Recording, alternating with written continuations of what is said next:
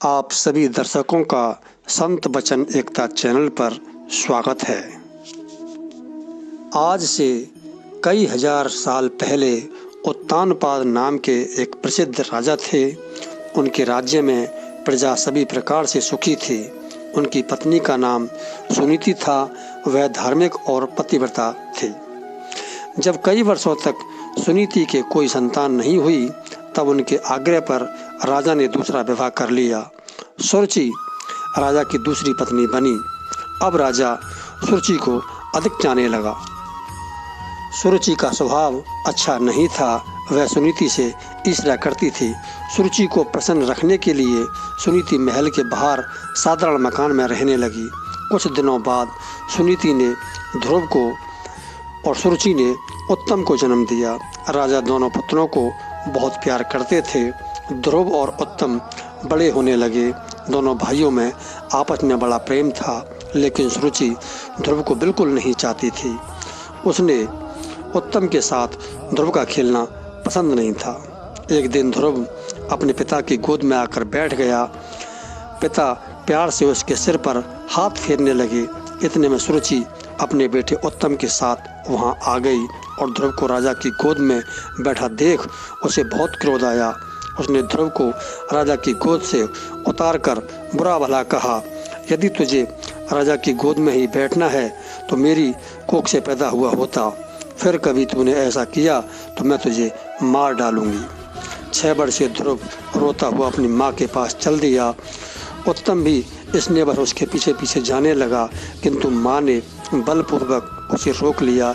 यह सब देखकर राजा को बहुत दुख हुआ, लेकिन वह कुछ कह नहीं सके। उधर ध्रुव ने अपनी माँ के पास पहुंचकर सब बातें बता दी। माँ ने उसे प्यार से गोद में उठाकर समझाया, बेटा, भगवान सबसे बड़ा है, वही तुम्हें सबसे ऊंचा आसन दे सकेगा। यह बात ध्रुव के मन में बैठ गई। एक रात वह माँ को सोता हुआ छोड़कर भगवान की खोज में निकल पड़ा। वहाँ चलते चलते एक बीहड़ वन में पहुँच गया।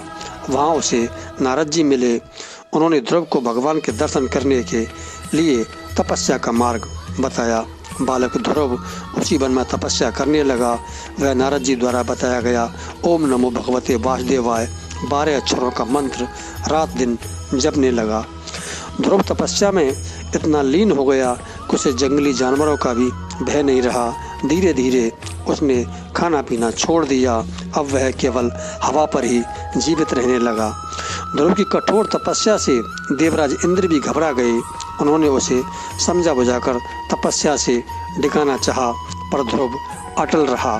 कुछ दिनों में ध्रुव ने एक ही श्वास में कई बार मंत्र जपने का अच्छा अभ्यास कर लिया। अब उसने हवा का प्रयोग भी बंद कर दिया है। यह उसकी कठिन परीक्षा की घड़ी थी, लेकिन ध्रुव इसमें भी खरा उतरा। अंत में प्रसन्न होकर भगवान ने उसे दर्शन दिए और अमर पद प्रदान किया। चारों ओर ध्रुव की चर्चा होने लगी। ध्रुव की खोज करता हुआ उत्तम भी वहां पहुंच गया। उसने भाई के चरणों में अपना सिर रखकर अपनी माँ की ओर से क्षमा भी मांगी। ध्रुव ने भाई उत्तम को गले लगाया। तब तक उनके माता पिता तथा अनेक नागरिक भी वहां पहुंच गए। ध्रुव ने उन सब को प्रणाम करके आशीर्वाद लिया और उनके साथ वापस आ गया। राजा ने ध्रुव को राज सिंहासन पर बैठाया और वह स्वयं वन में तपस्या करने चले गए। आज हम आकाश में उत्तर दिशा की ओर जो ध्रुव तारा देखते हैं, वह अडिग है। कहा जाता है कि यह तारा ध्रुव के अमर पद का प्रतीक है। भक्त ध्रुव की तपस्या के बारे में तो सभी जानते हैं, पर उनके तपस्या करने के स्थान के बारे में बहुत कम लोग जानते हैं। तो आइए हम आपको बताते हैं भगत ध्रुव की तपस्या करने का स्थान।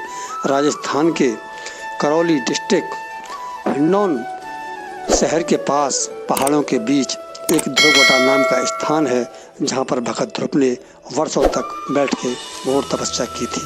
ये वीडियो आपको अच्छा लगा हो तो लाइक करें, शेयर करें, चैनल को सब्सक्राइब जरूर करें, बेल आइकन दबाना ना भूलें। प्यारे दोस्तों, नमस्कार।